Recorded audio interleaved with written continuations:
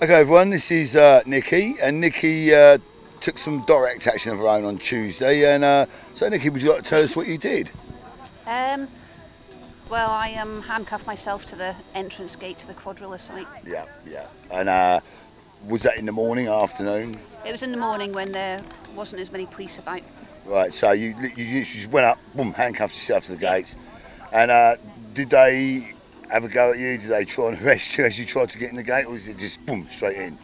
No, it was very easy. I just walked up and sort Really? of attached That's myself simple. to it, yeah. And as we've seen, there's police there constantly, and it was that easy, really, to do that. That's pretty ridiculous. What the police doing?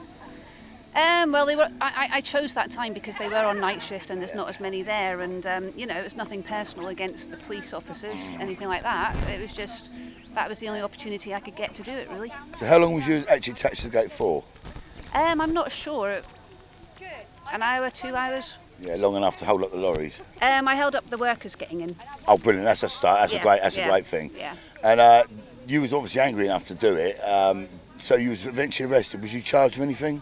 Yeah, I've been charged with a trade union offence, section 241, for obstructing people getting into work. Right. And are you in a trade union? No.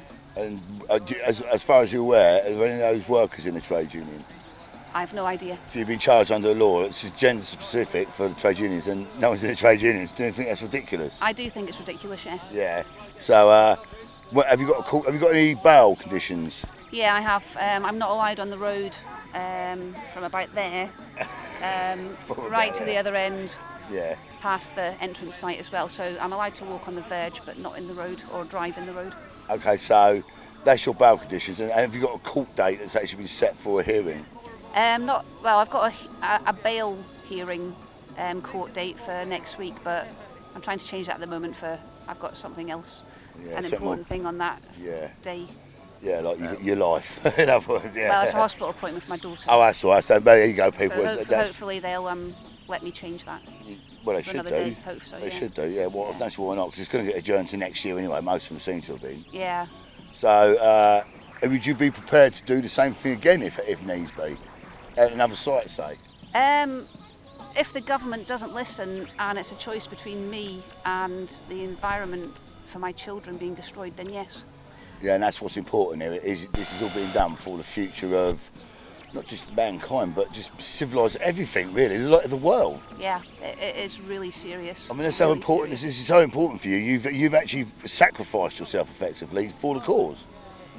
Yeah, in a way I have, because I work in education, so this will really go against me, but I think this is more important than me. So. Well, this is educate. This is what you should be educating children about. Is it not about fracking? About these things that affect their future? Yeah, I think so. I mean, if I'd rather live my life knowing I've done something, opposing it, than live my life of regret, thinking I wish I'd done something. Oh yeah, what if, and what if is a big word when you look back in your life, isn't it? And I can look in my children's eyes and say that I did not want this.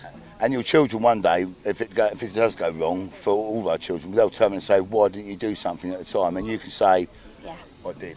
Yeah, well, I tried. Yeah. Yeah, you did do something. You've done more than enough. You've given yourself a criminal record now. You might not have had one before. No, I haven't. Well, that's what I mean. If found guilty, you will get a criminal record. Yeah. So that's going to affect your job prospects, etc., your career prospects. That's a heck of a sacrifice. Well, I'm not doing it for me. I'm doing it for the